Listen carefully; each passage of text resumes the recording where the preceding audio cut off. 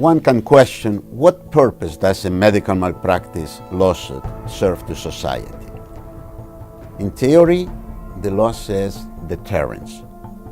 Once you bring something to the forefront and people become aware, they are not going to do it again. In reality, it's a message to the medical profession. I have many conversations with physicians in which they tell me, I learn more from a legal case of what not to do than what I was taught when I was a resident. Physicians are not bad individuals. Physicians commit errors when they take shortcuts or when they forget to take some precautions. So reminding them of what should be done, and if you don't do it, you are subject to litigation, improves the medical care.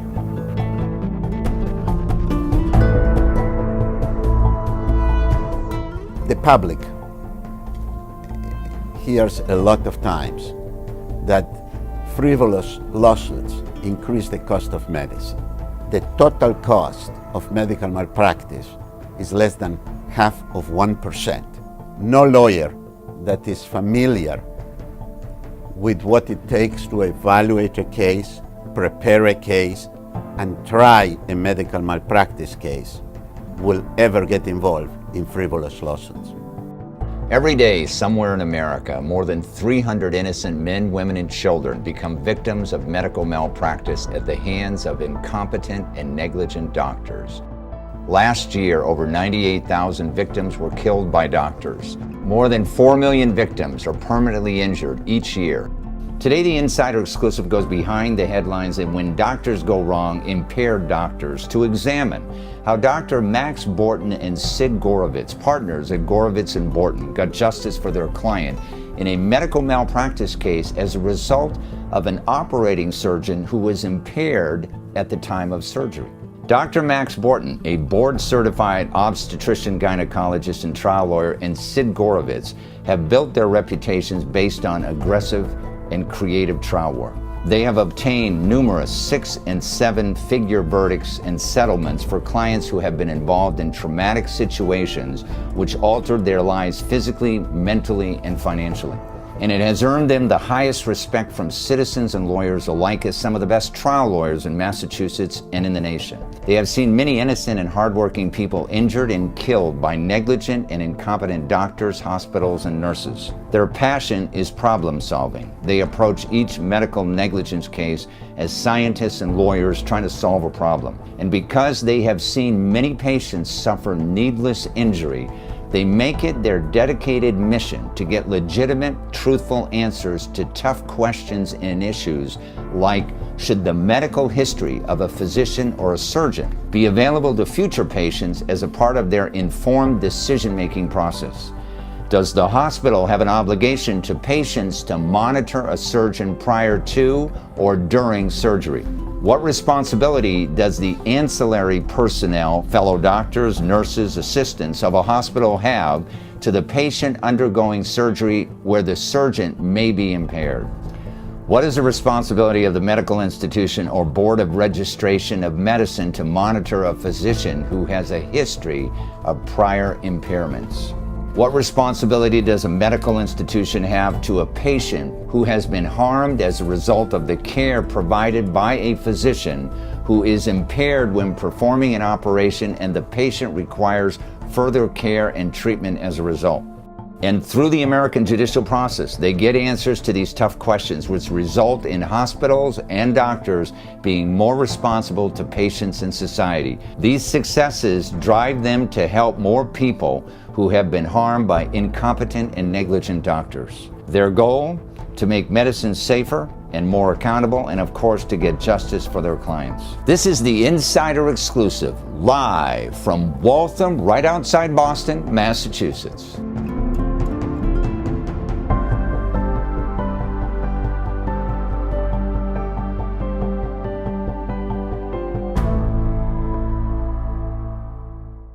It is my great pleasure to introduce Max Borten and Sid Gorovitz to the show. Welcome to the show, guys. Good morning. Thank you. Tell our audience a little bit about your practice and your law firm. What do you guys specialize in? This is a law firm where the practice specializes in, focuses in medical malpractice from the plaintiff's point of view. What that means is if the person has been harmed, injured as a result of a care provider, whether it be a doctor, a nurse at the hospital, a nursing facility, and an inappropriate outcome has come out of this as a result of what we call a, quote, deviation from the standard of care, end quote, then it has the grounds to be considered as a medical malpractice case. And that's the type of practice that we see. One of the reasons that we were really excited about doing this show and like to do shows on medical malpractice is there are a lot of good doctors, there's a lot of good hospitals, there's a lot of good nurses. But when someone makes a mistake, and people do because they're human, it's always an uphill battle to try and get to the truth. And one of the reasons I really wanted to do this show was, Max, you not only are a trial lawyer, but you are also a board-certified obstetrician gynecologist who taught at Harvard Medical School, correct? Correct. And you were a doctor for 35 years, was it? I'm still a doctor. Still licensed and everything. Still licensed. So but when I thought at Harvard Medical School I was an associate professor. Yeah, when you evaluate a case, you can evaluate it not just as a trial lawyer, but also as a doctor. And you can cut through a lot of the red tape, if you will, a lot of the BS, if you will, to find out the truth, correct? Well, it's easier to analyze a case, Yeah. and it's easier to find out if the prospective client has a cause of action. Mm-hmm. It doesn't make it easier to prove or to get to the truth of the matter. That's essentially the hard work. Today we are talking about one particular case that deals with impaired surgeons, doctors who have been entrusted to treat patients but yet are either under the influence of drugs or alcohol and cause serious damage. Tell our audience a little bit about this particular case and Montgomery Daschle. Well, what makes this case very peculiar is that this particular physician was not impaired for the first time. It was the third time. It was the third time. Yeah. And this is in 2008, and that physician had 2 bouts with treatment, inpatient treatment. Now, I was wondering about this. Had he gone into like a drug program for 30 days? That's correct. So, now, that's where we have the difficulty. mm-hmm. And what's the difficulty?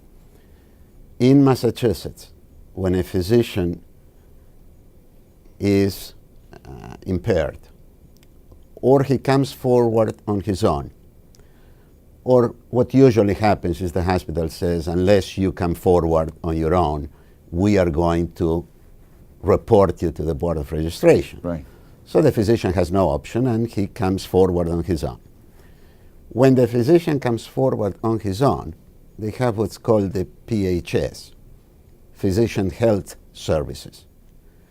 And once the physician comes under PHS, everything is secret, Right. everything is anonymous, and nobody can find out anything about this physician. Yeah. So in this particular case, this physician had inpatient treatment in 2002, again inpatient treatment in 2006, and in 2008 was operating Yeah. and was impaired again.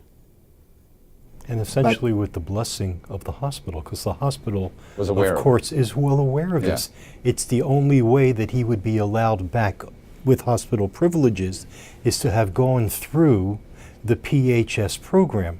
And by the way, the PHS program is not here in this area. It's not in Boston. Yeah. It's out of state in another part of the country. Yeah. But that entire proceeding, the entire commitment to the treatment is completely under wraps.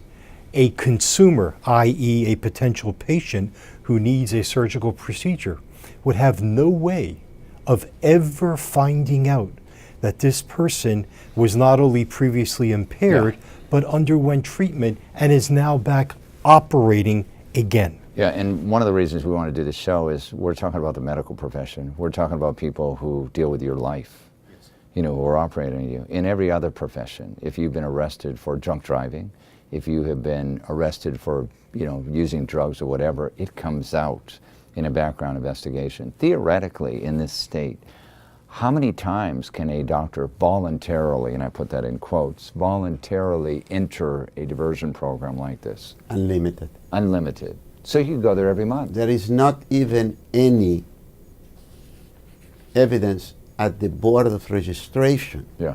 Of that in he did it. medicine Yeah.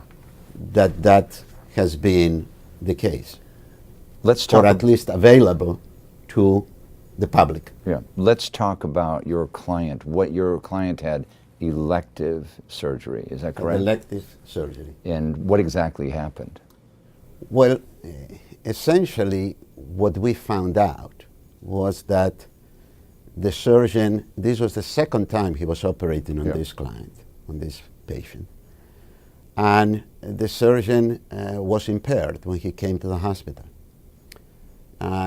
Performed a first surgical procedure on another patient, and he was not acting right. But nobody said anything, and now comes our client, second patient of the day. Procedure starts, should last an hour and a half to 2 hours. The nurse there are nurses that are scrub nurses that hand instruments, and there are nurses that circulate that are not scrubbed, but that they hand the scrub nurse what they need and the doctors what they need. The circulating nurse notices that the physician fell asleep while he was performing the surgery. It's amazing. So they kind of nod him and wake him up. And, you know, like anybody that is under the effect of some drugs, wakes up, several minutes later, falls asleep again, with the instrument in his hand and operating. Totally amazing. So at that time, they asked that physician to remove himself from the operation, but there is nobody else to complete the operation. The physician calls up his office, and we found out that the only physician that they sent in was a physician in training. Right. Resident surgeon. He was a fellow. Yeah. That is a couple of years above a resident. But it's somebody that has never done this procedure before. And he requested some additional help, which was denied, right? Well, he came into the operating room. The surgeon in charge left the operating room. Right. And then this fellow realized immediately that he was above his head, Right. that he was in need of more help, Yeah. calls up for help, and the powers to be, meaning people in the administrative office, also surgeons in charge of the department, say, do it on your own. Yeah, this is amazing. They hear the facts, they hear the cry for help, they don't help. But it gets even more interesting that this physician calls in this surgeon that at that time was in charge of the department, and he comes down to the operating room, and the physician says, look, this doesn't look right, and sits the patient up. And the surgeon in charge says, come on, complete the procedure, let's get done, and leaves. Comes back with the impaired physician into the room. He brought him back? He brought him back, and the fellow says, this does not look right. They both look at the patient and says, close him up and finish. And they leave. So, as a result, you settled the case confidentially, successfully. As a result, we did, in a short period of time, Yeah. in about 4 months, we did almost 12 depositions. And the court was aware of what was going on. Yeah. And during a mediation, we settled the case successfully. And this particular doctor no longer can practice in this Commonwealth of Massachusetts. Not longer in the Commonwealth, and as far as we are aware, does not have a license Good. in the United States as of yet. Today we have with us your client, Montgomery Daschle, and let's bring him on right now so he can tell. He wasn't aware of what was going on, but let's bring him on right now.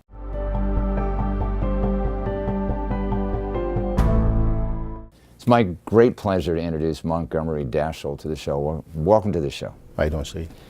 You went through an ordeal, didn't you? I did. You didn't even know what was going on at the time, did you? On the general And when anesthesia. you heard about it later on, you must have been shocked out of your mind. I was disappointed.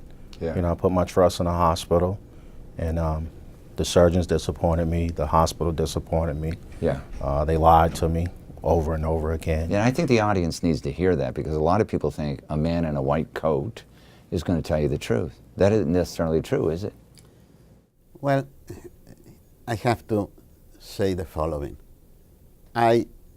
Even though we are now doing only medical malpractice, I don't believe that a physician is a bad individual. Right.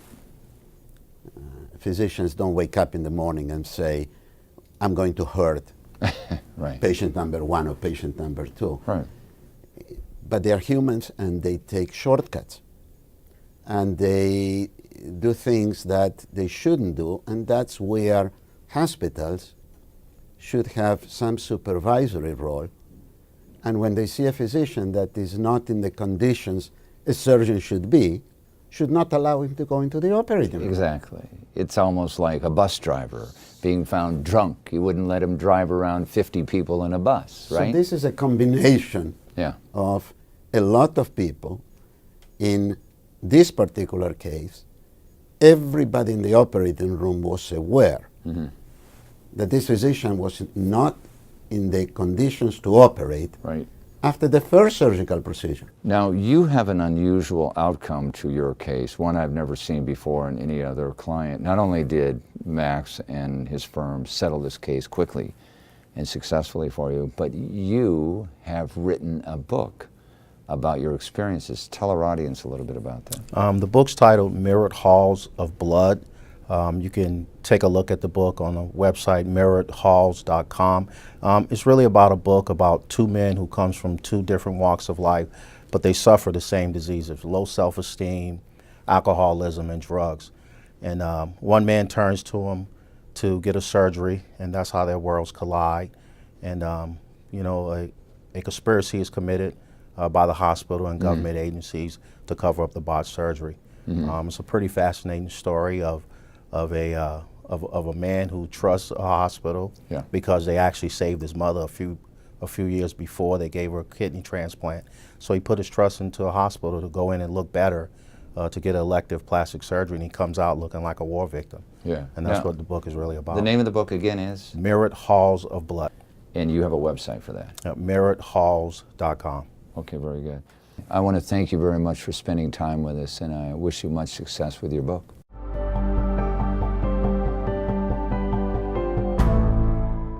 Max, what is the important question and issue that people should be aware of as a result of this case? Well, as you heard a minute ago, the word that was used was the conspiracy of silence.